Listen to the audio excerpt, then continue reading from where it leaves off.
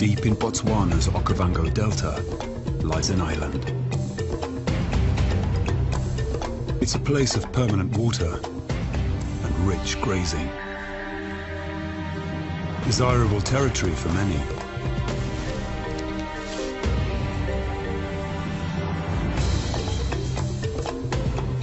In its shadows lurk Africa's most secretive big cats.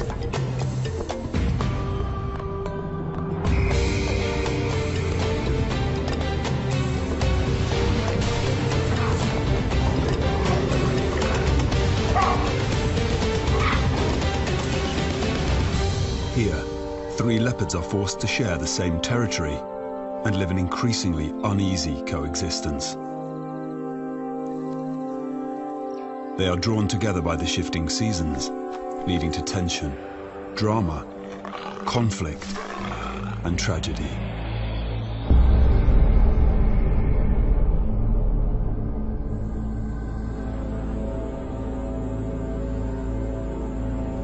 The undisputed ruler of this territory is the dominant male leopard, Buddha, a 5-year-old sturdy individual in the prime of his life. Moving in and out of Buddha's domain is one of his females. She specializes in climbing the tall ebony and Kigelia trees of Moremi. She is called Mosweo, the Pale One.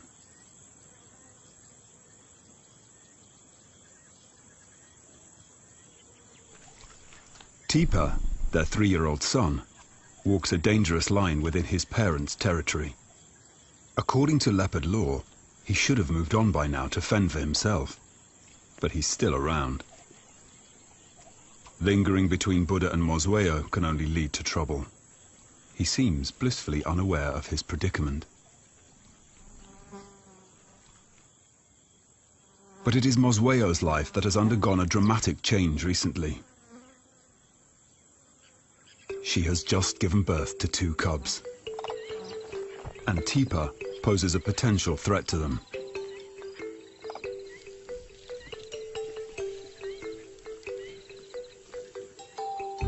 Her litter emerges from her carefully concealed den. She has fared well so far. Her 2 cubs were born in a bountiful summer.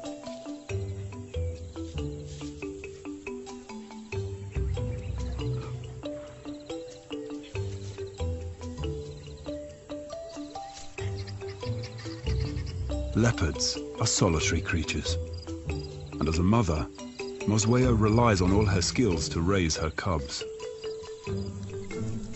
In general, leopard cub survival rate is below 50%. The majority of losses happen during the cub's first year of life, while the leopard mother leaves to hunt. It's a harsh reality that leopards have to contend with every time they give birth. Mosweo has no choice but to leave her cubs to find food. From her last litter, Tipa is the only survivor. He's an adolescent. He still lingers near the den site, familiar with his birthplace, frequenting the paths of his youth. Up to now, Mosweo has tolerated his presence in her territory. But the time has come for him to move on.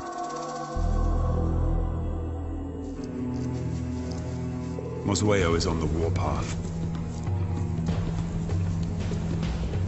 She walks with purpose, her tail held high.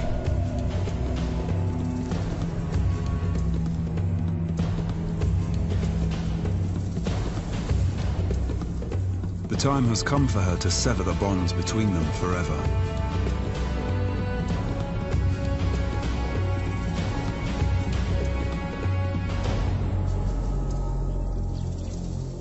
Mosweo marks her territory near his tree.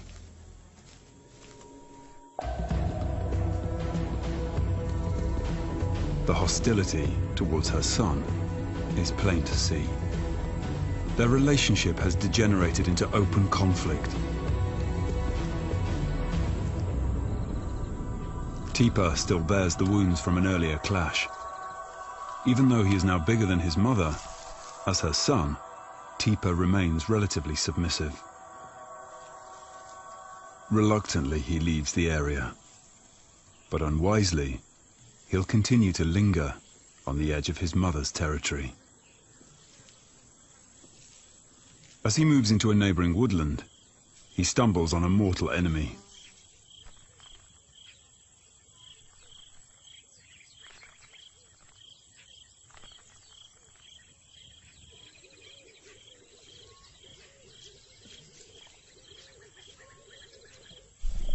The lion's scent carries, and he's alerted. He needs to be careful.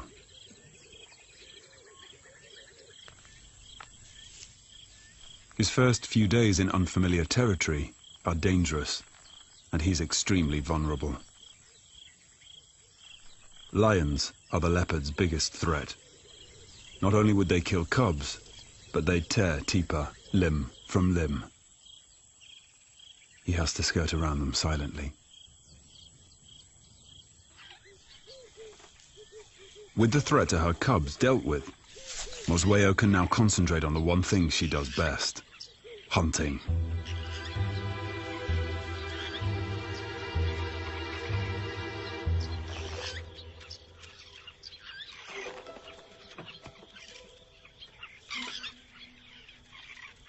She's an excellent climber. She likes a good vantage point, 7 or 8 meters above the ground.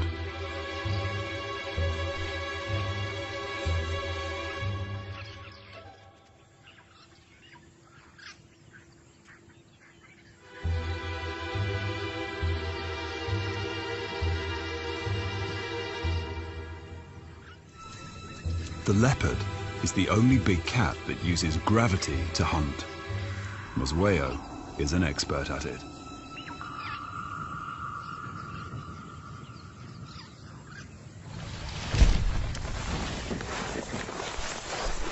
This technique is quick, quiet, and efficient.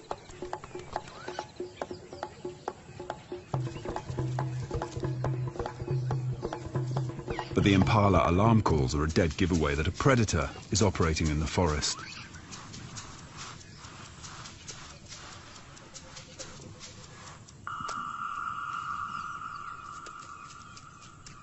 The hyenas have heard the commotion. She needs to hide the kill before they see her. They hunt in packs. They're strong and aggressive. Worse, hyenas kill leopard cubs. She cannot let them find her den.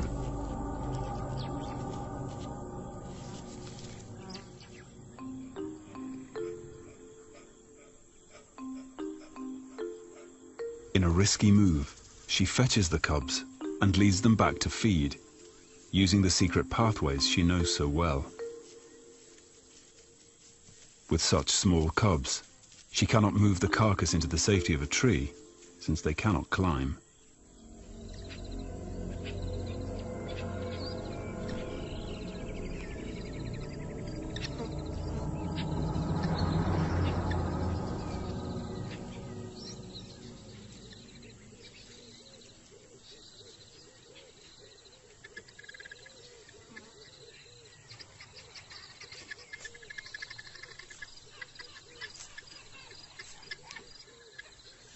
Down on the ground, they are all exposed to danger.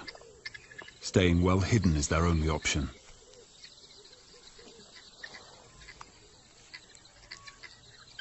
This is the realm of the leopard. Camouflaged in the broken and dappled scrub, they can feed, undisturbed, for a while.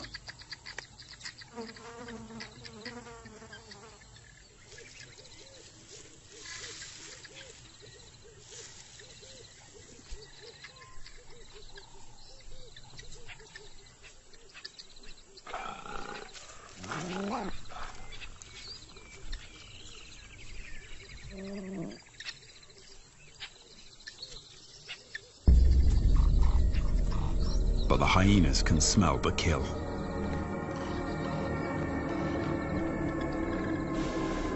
Their circle around the scent tightens. Oswego has to act quickly and decisively. She has a plan. Get the hyenas to focus on her and draw them far away enough for the cubs to leave the kill.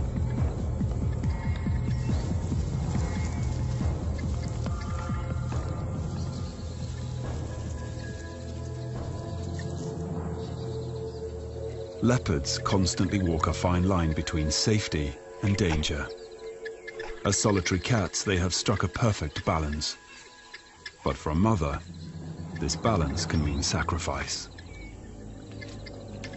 Let the hyenas have their prize.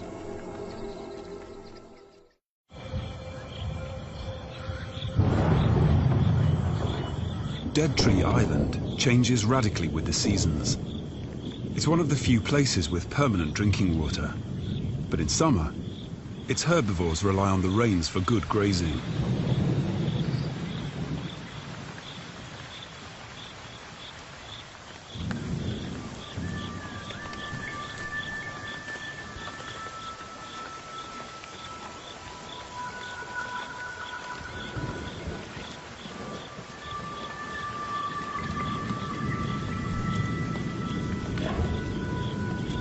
The effects of these storms are felt across the Okavango and beyond.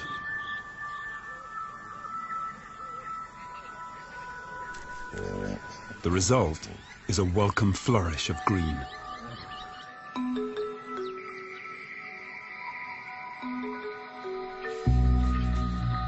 Fresh leaves, grasses and shoots sprout, and animals leave the forest and spread out into the surrounding floodplains.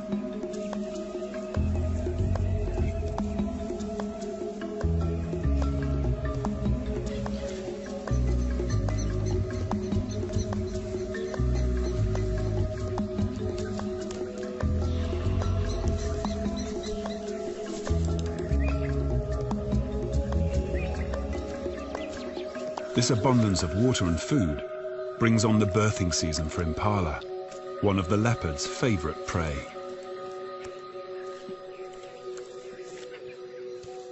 It happens during a time guaranteed to supply the best in nourishment and protection, minimizing the stress on the young, their mothers, and the herd.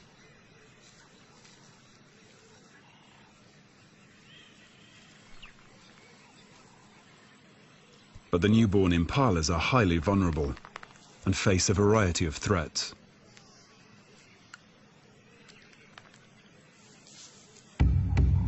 The African rock python is another of Dead Tree Island's expert hunters.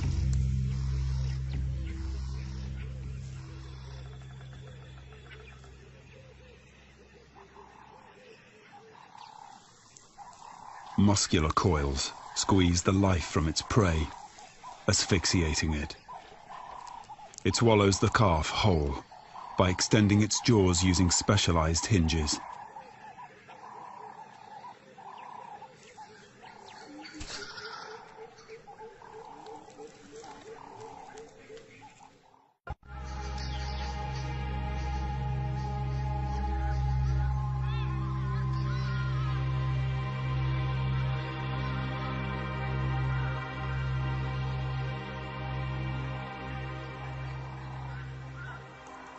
The wandering impala herds provide a reliable source of food.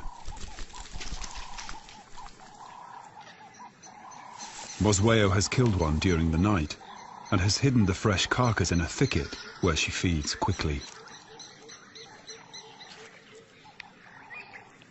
To make this kill, she's had to leave her young alone and vulnerable. Now, she needs to get back to the den.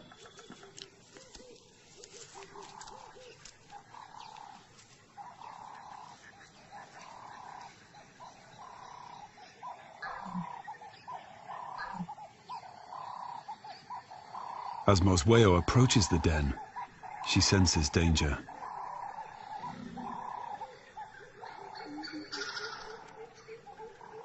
Hyenas have been busy nearby.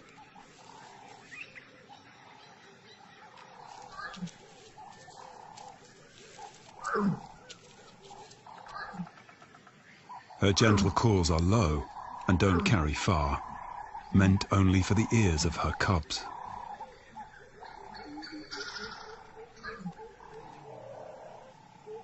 Only one responds.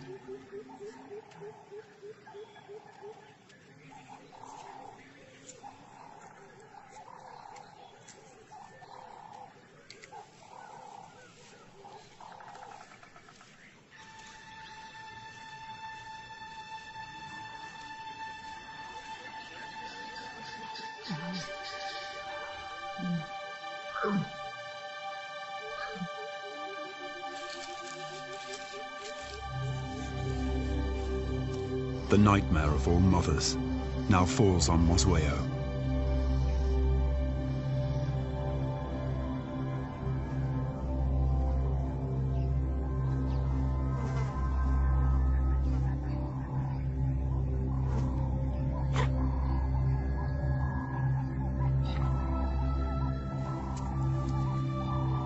Her calls seem desperate and at the same time hopeful. Her own flesh and blood has been taken from her in just one night.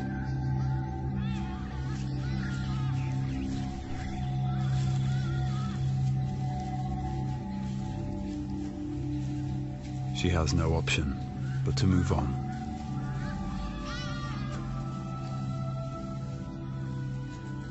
In a leopard's life, there is no time to mourn the dead.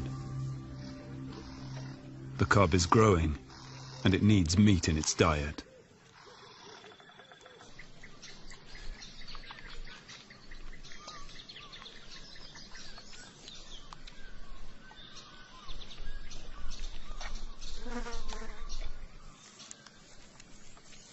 The well-being of this lone cub now hinges on Mosweo's intimate knowledge of this area of the Okavango.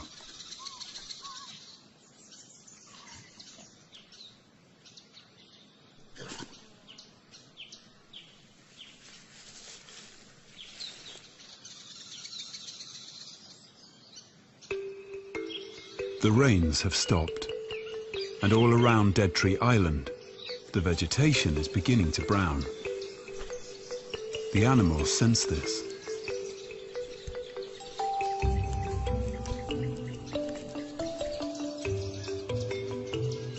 Seasons determine behavioral patterns, and each species responds differently.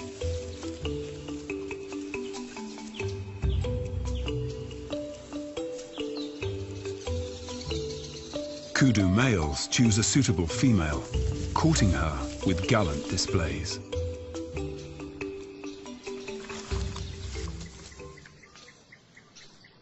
Tipa lurks in the undergrowth. He's strayed back into his original territory. The kudu are distracted and oblivious to any threat.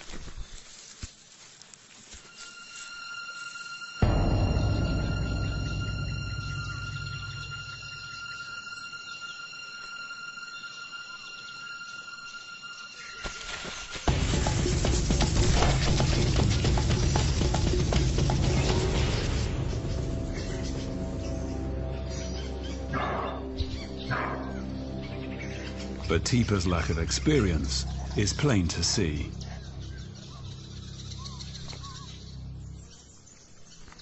Perhaps he's still too young to realize he shouldn't expend energy on the unattainable. Prey the size of a kudu is out of his league.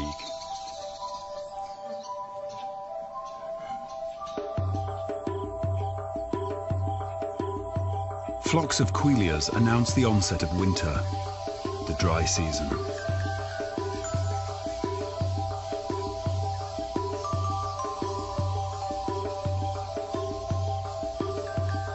Many animals gravitate to the Dead Tree Island area for the permanent water.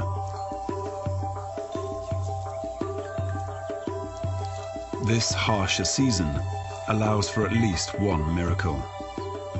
The Kigelia tree blossoms to life. It offers a precious winter treasure.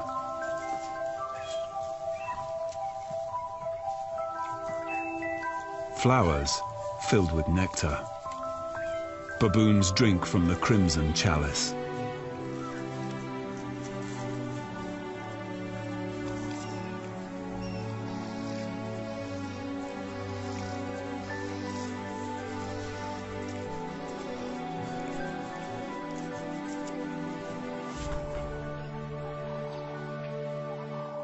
Teeper needs to be more flexible in his hunting strategy. He has to learn to anticipate his potential prey's movements.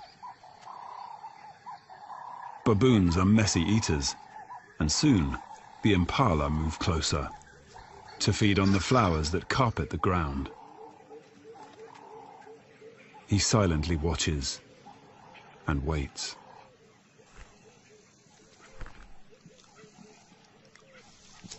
He needs the impala to come to him.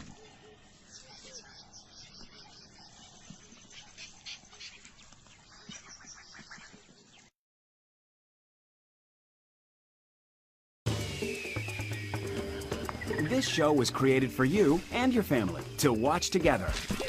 Welcome to Nat Geo Wild. But the marauding baboon troop has singled out his tree.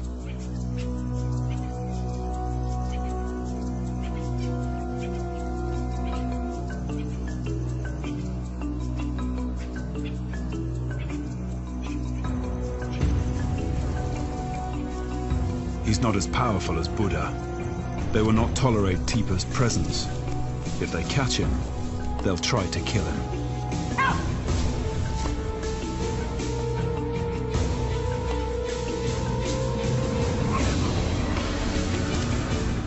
He cannot risk a confrontation. An injury may cost him dearly.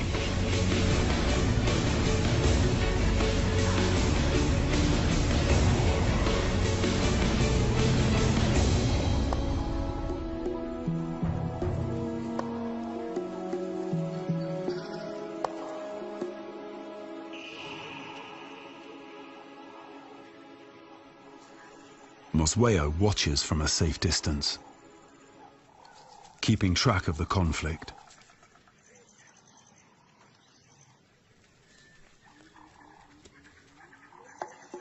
She follows Teeper's prey now. Quietly, she begins her own hunt.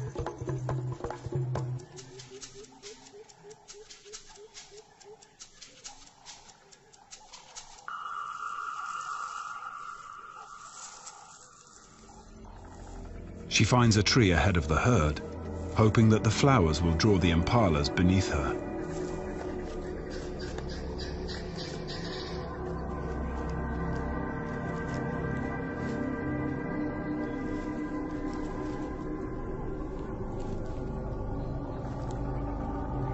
Mosweo shows great patience. She watches the antelope's moves and identifies her target.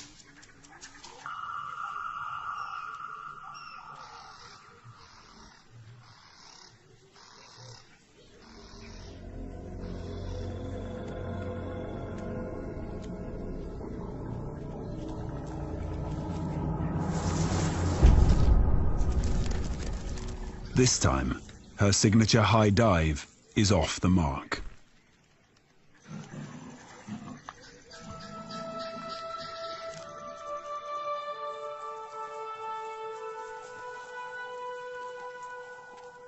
With her cover blown, the impalas keep a watch on her.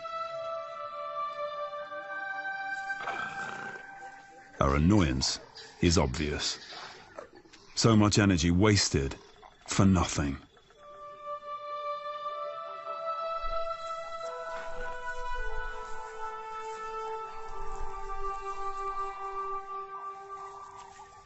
But she has to keep moving.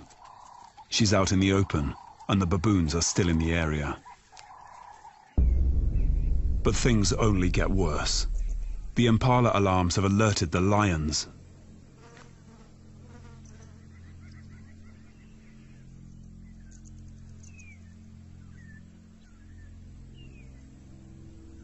Mosweo is forced to play a game of cat and mouse to get back to her den without giving its position away.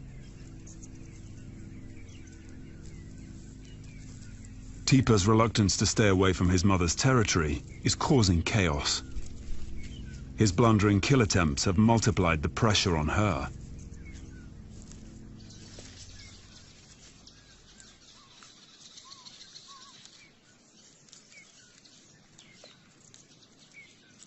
She is relieved to find her cub safe and well.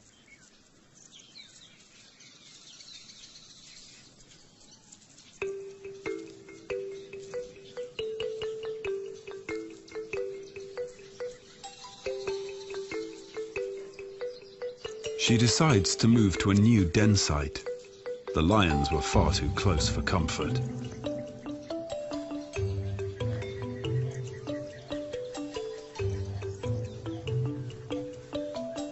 Her remaining cub, now 5 months old, is showing her character. She loves playing with her mother's tail. It's a good test of reflexes.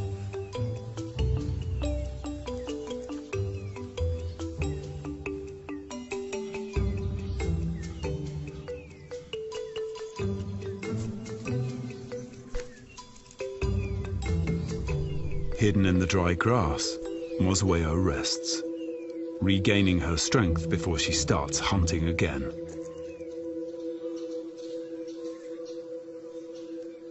For the moment, all is well with mother and cub.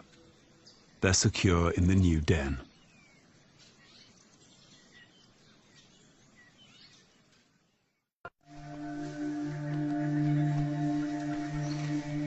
Winter forces the elephants in from the surrounding desert.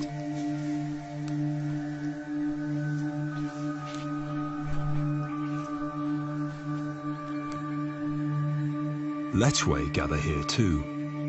Water is their ally. In these last pools, they are safe from most predators. They're larger than impalas, but a big cat like Buddha should be able to pull them down.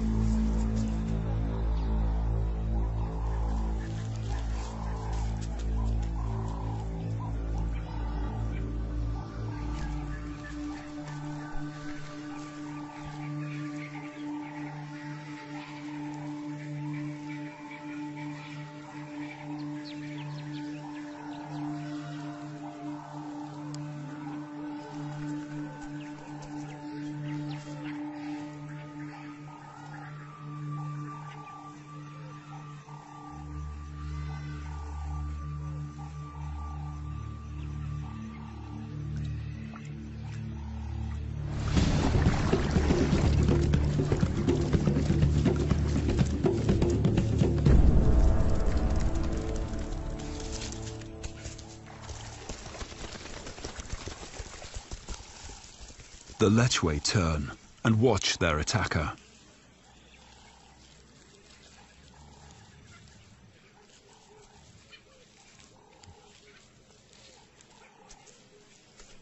They take in his smell, burning it into their brains for future reference, making sure Buddha leaves the area.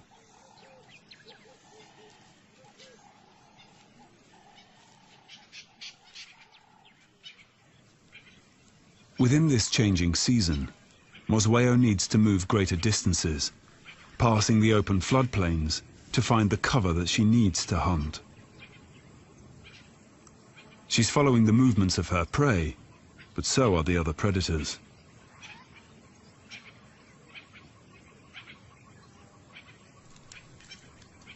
Relocation for a leopard is always risky, but she soon finds a tree in an area that she likes. From this vantage point, she can see the breeding herds of elephants steadily moving into the delta. It's October now, and the heat is intense.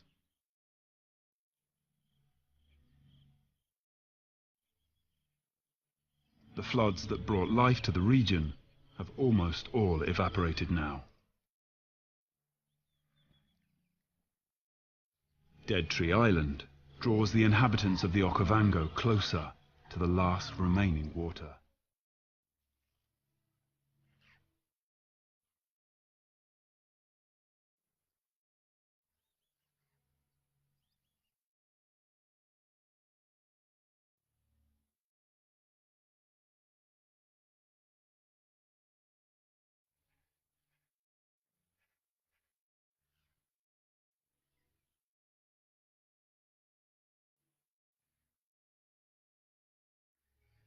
The last flooded pans now hold the fate of all these characters.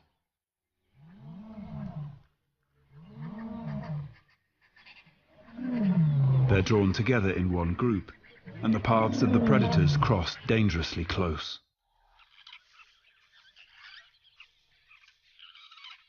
Mosweo's cub is now at an age where she begins to explore further.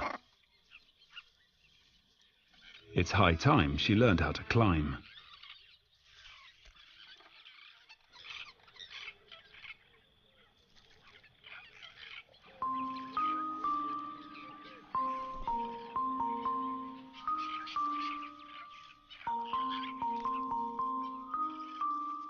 A little unsure of herself, she attempts to reach some babblers.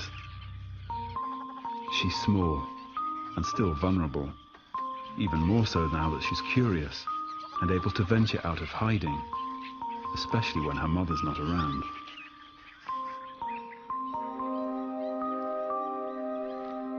Mosweo is far off, hunting. She doesn't often come to this part of the island, and she leaves her mark to enforce her presence.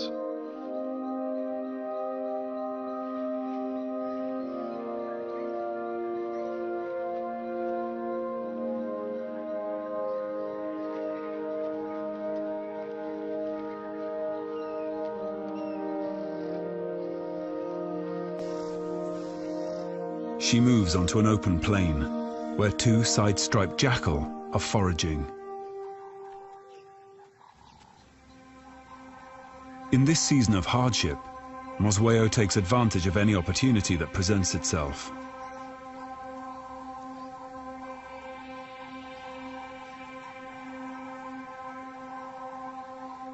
Although not normally a prey item, the jackals quickly become a target.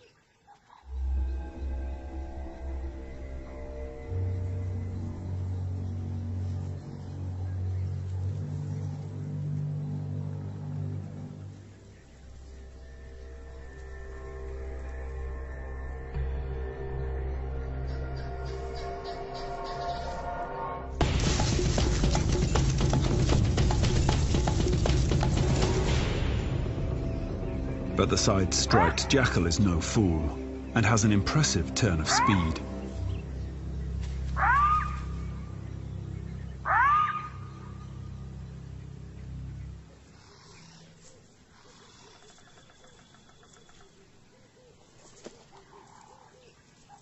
Irritated with her failure, she leaves her mark and moves on.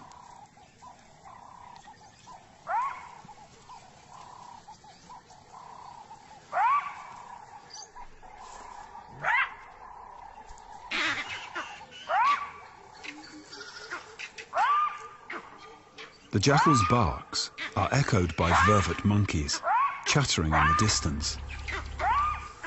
These alarm calls alert Mosweo. They are coming from the direction of the den.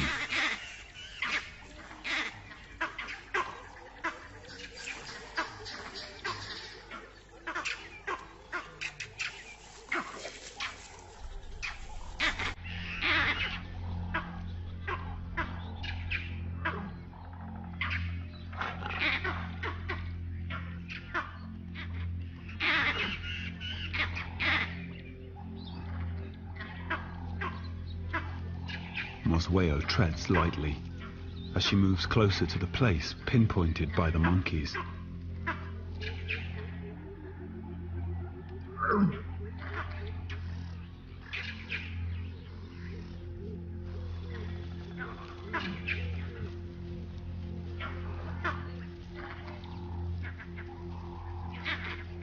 She starts searching.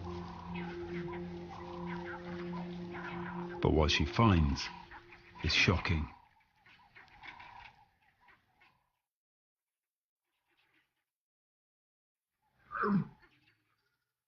Her cub has its back leg caught in a tree, and its pelvis has been broken.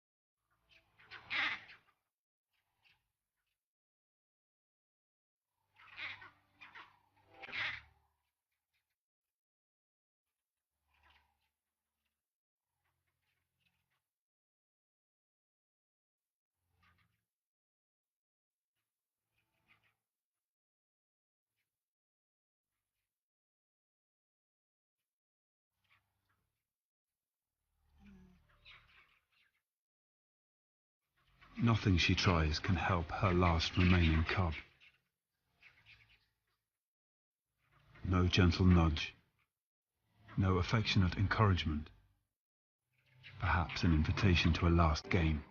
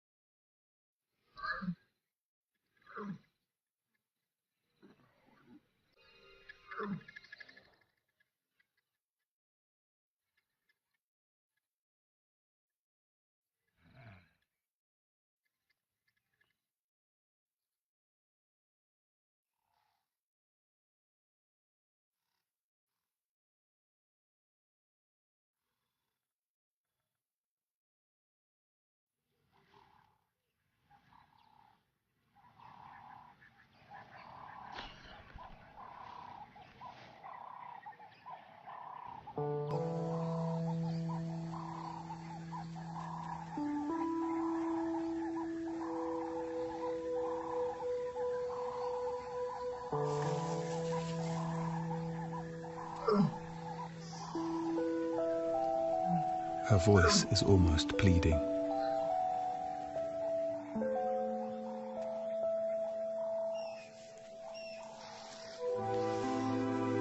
A last attempt, and the cub's leg is freed.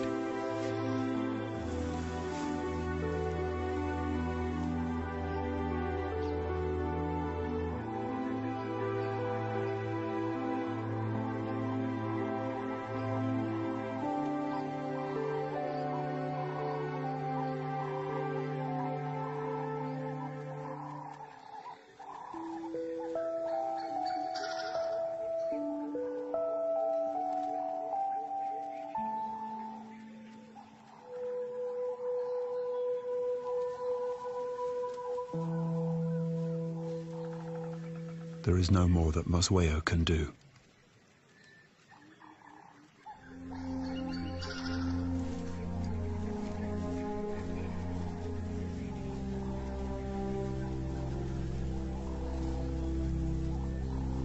With all her remaining strength, the cub pulls herself to her final resting place.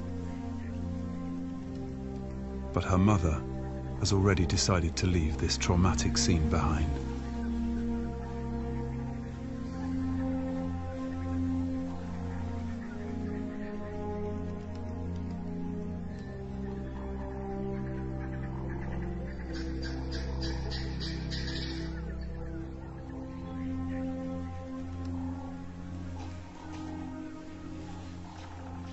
Mosweo seems to try to rub away her sense of loss. Is this the way a leopard mourns?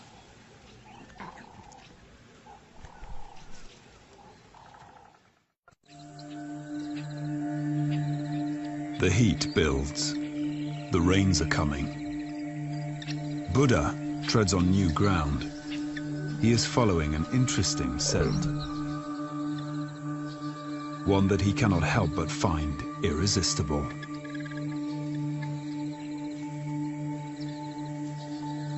It comes from this leopard.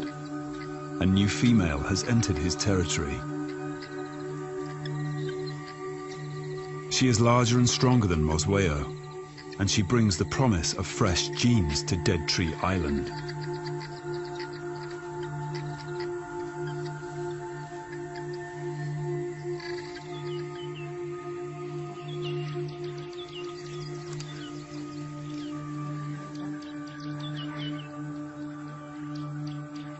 On the fringes, Mosweo watches with alarm.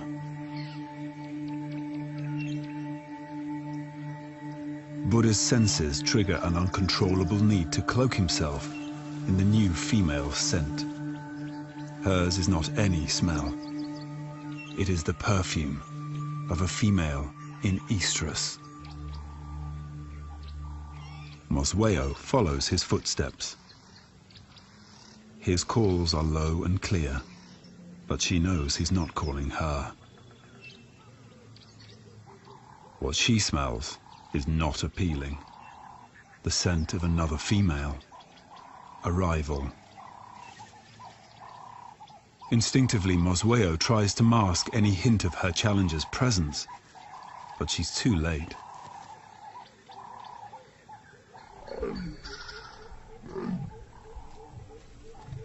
Buddha is already responding, laying a path of enticement.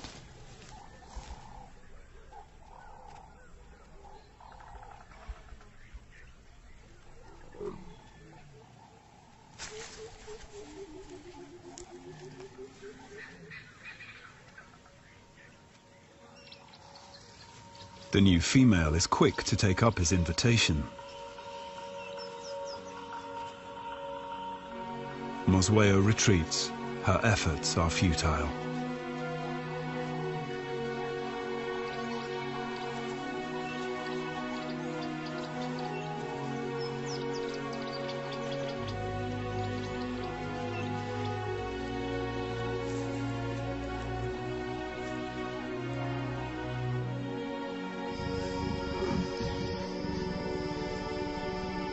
The rival has found her prize.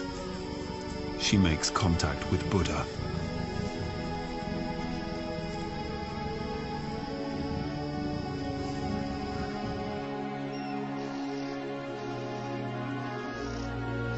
Mosweo leaves the place where she gave birth, perhaps to seek out another territory and a new partner.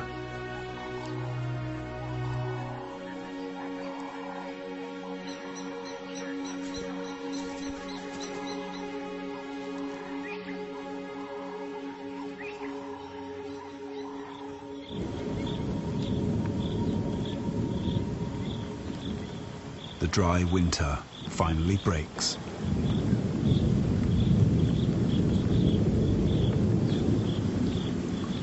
And the change in season coaxes Buddha to mate.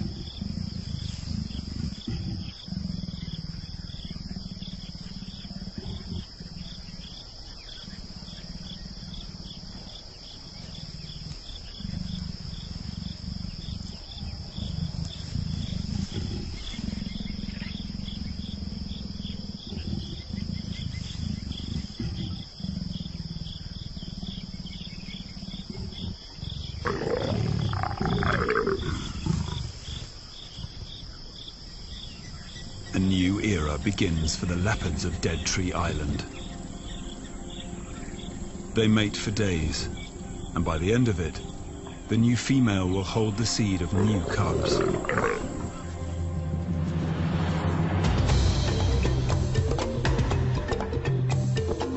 And so, tragedy gives way to hope, and the way of the wild shows its warmer side.